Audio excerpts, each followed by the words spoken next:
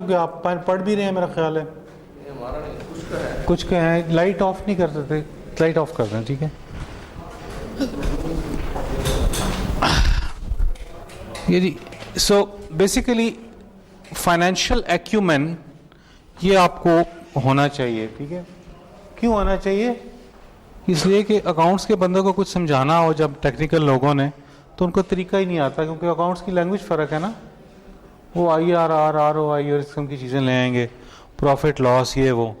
आपने टेक्निकली बहुत चीज़ अच्छी भी बना ली हो, आप उसको सेल नहीं कर सकते अकाउंट के लोगों को, और आपको लगता है कि अनंत कुछ भी नहीं आता। ऐसा ही है ना। और अकाउंट वाले बंदे जो होते हैं, इंजीनियर आ गए ने, इतना टेक्निकल इनको पता है, उसके अलावा तो उनको ABC नहीं पता, कि अपनी तरफ से प्रोजेक्ट शुरू कर लेते हैं, बाद में लॉस हो जाता है, तो वो दूसरों को उसको बेवकूफ़ समझते हैं कि यार इनको इंजीनियर्स को कुछ नहीं आता, ठीक है। So technical managers they should know finance, ये बहुत इंपॉर्टेंट है।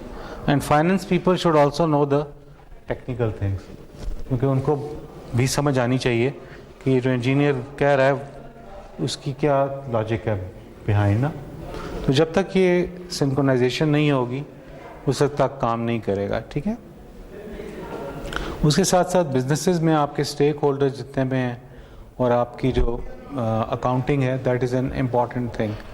सो स्टेक होल्डर क्या होता है? सबसे पहले तो आपको पता होगा, a person or organization who has an interest or stake in what the organization does and who might therefore try to influence the decisions and actions of the organization.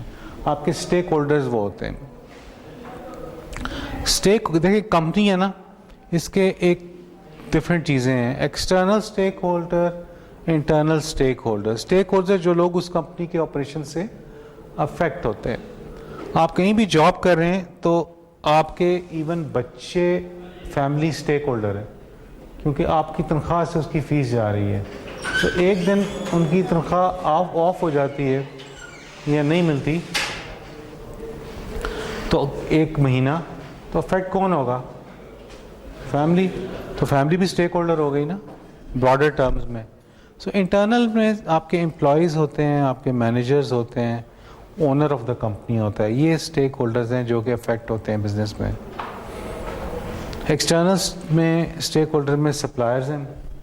अगर आपका कारोबार नहीं चलेगा तो आप चीज़ें ख़रीद नहीं सकेंगे, उसका भी नहीं चलेगा, ठीक है। सारी चीज़ें खुद तो नहीं बनाते ना आप, सोसाइटी इफ़ेक्ट होती है आपकी, ठीक है। महंगाई ज़्यादा हो गई है, चीज़ें बिक नहीं रही हैं, ठीक है, सोसाइटी पे इफेक्ट है। गवर्नमेंट इफेक्ट होती है, उसके रेवेन्यूज़ पे फ़र्क पड़ जाता है। अगर आप इंपोर्ट एक्सपोर्ट के अंदर है तो आपकी एक्सपोर्ट्स कम अगर हो जाएंगी तो किसको फ़र्क पड़ेगा? गवर्नमेंट को ना। जो क्रेडिटर्स हैं जो आपको पैसे दे रहे हैं वो पैसे देना बंद कर देते हैं। शेयर होल्डर जो हैं आपके, जिन्होंने स्टॉक्स में पैसे लगाए हुए हैं, शेयर्स आपके ख़रीदे हुए हैं, वो अफेक्ट होते हैं, और कस्टमर्स अफेक्ट होते हैं, ठीक है। सो ये सारे देखें, ये सारी वो चीज़ें हैं, अगर आपके अंदर आपकी कंपनी फाइनेंशियली जो है वो सदके जाऊं तेरे, ये उड़ी उड़ी सी रंगत, ये खुले खुले से गेसू, तेरी सुबह कह रही है तेरी रात का फसाना। क्या मसला है? अब तो so accounting is a system that identifies, it records, it then communicates the information that is relevant, reliable, comparable about an organization's business activities. पढ़ा आप लोगों ने फाइनेंस फॉर अभी कि पढ़ रहे हो आप लोग? कुछ लोग पढ़ रहे हैं। कौन पढ़ रहा है उसमें? आप लोग पढ़ा सकते हो आगे? मुझे समझ आ रहा है फाइनेंस? आप जो कुछ समझ आ रही है, मुश्किल तो नहीं है ना?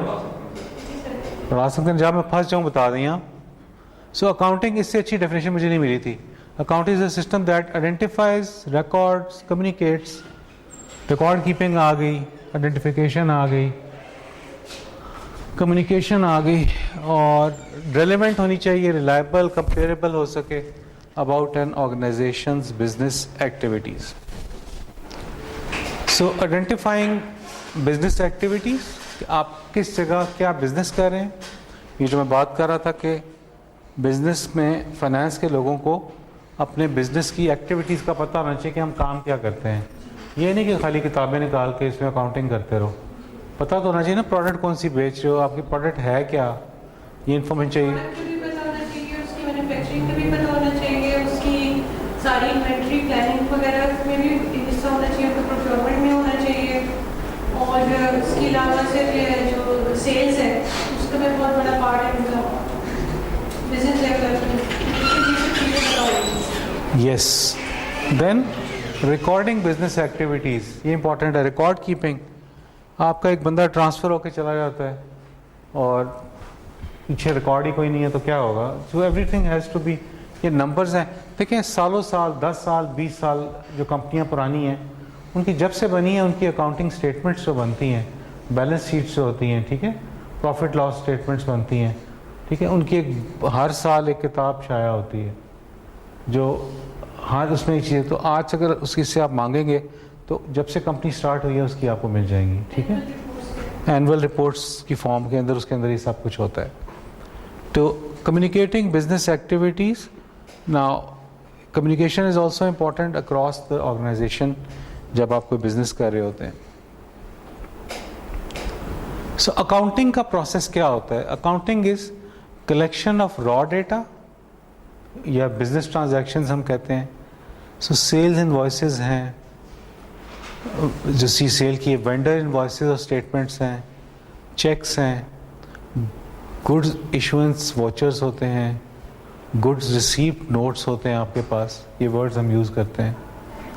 देन सेकेंड थिंग इज़, हाँ सदके जहाँ थोड़े की हाल है, कितों कितों आ रहे हो, किधर अभी खत्म हो गया। वो बाकी तो पहले आ गए हैं, तुम उधर थे।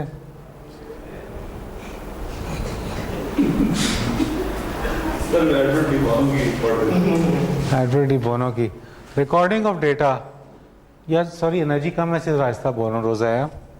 Recording of data, sales journal, cash book, store ledger में, general ledger, purchase ledger, fixed asset register. So आपकी लेजर्स होती हैं, बुक्स होती हैं ना, उनमें आपकी हर इंफॉर्मेशन रखी जाती है। फिर हेड्स बनाए जाते हैं, हेड्स के कोड नंबर्स होते हैं, ठीक है, कि इस हेड के अंदर कितने पैसे, ताकि एंड ऑफ द ईयर पता लगे कि हमने खाने पीने पे कितना खर्च किया, एडमिनिस्ट्रेटिव टास्क में कितना किया, पेट्रोल पे कितना किया। तो हर एक का रजिस्टर इनमें से आपके पास, ये ऑनलाइन भी हो सकते हैं। पहले शुरू में हम बुक्स में देखते थे, बुक्स की फॉर्म में मैनुअली लिखे होते रहते। अभी भी आप दुकानदारों के पास जाएं, जब वो सेल करते हैं एकदम से वो किताब खोलते हैं, बॉल पॉइंट होता है, वो कुछ लिख लेते हैं, ठीक है, वो भी अपना सिस्टम चला रहे होते हैं through these ledgers and books, ठीक है। रिपोर्टिंग, बैलेंस शीट होती है, statement of financial, balance sheet shows statement of your financial position, profit and loss account statement of cash flow, ठीक है, statement of changes in equity, अगर shares में changes आ रही है वो आपकी स्टेटमेंट चेंज होती रहती हैं। यहाँ तक आसान है। सो देन देर आर, मैंने बताया था कि यूजर्स ऑफ फाइनेंशियल स्टेटमेंट्स कौन से, ये फाइनेंशियल स्टेटमेंट कौन, फरा लास्ट टाइम आपने कुछ किया था जिसकी वजह से पूरी स्क्रीन आ गई थी, याद है? जी सर। आज भी हो सकता है? सर ये भी पूरी नहीं आ रही। नहीं सर ये आप अपना जो लैपटॉप का मोड है ना, कि वो चेंज करिए। कैसे, कौन सा मोड करूँ? ये मोड कर दूँ? ठहरो एक सेकेंड, सर ये जो आपका ये तो है। प्रेजेंटेशन मोड में अगर आप चले जाए ना सर, इससे एग्जिट कर जाए। कहाँ से, कौन से स्क्रीन?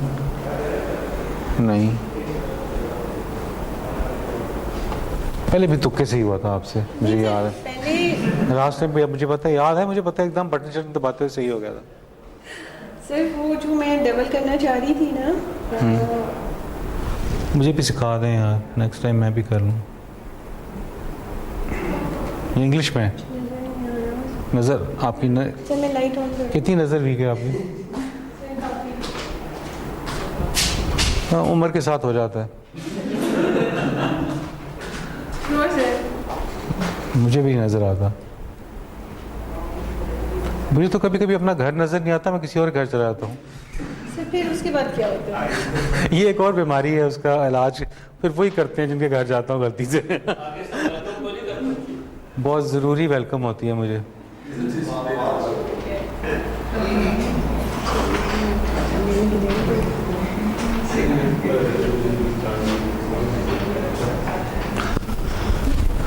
क्या हुआ? आपने तो जो आ रहा था वो भी चला गया। आपसे वो भी चला गया, आपका स्क्रीन भी चला गया। ये तो आपने कंप्यूटर ही ऑफ कर दिए।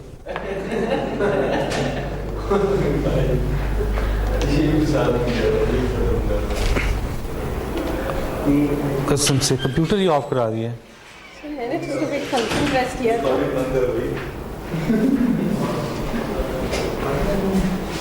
नहीं नहीं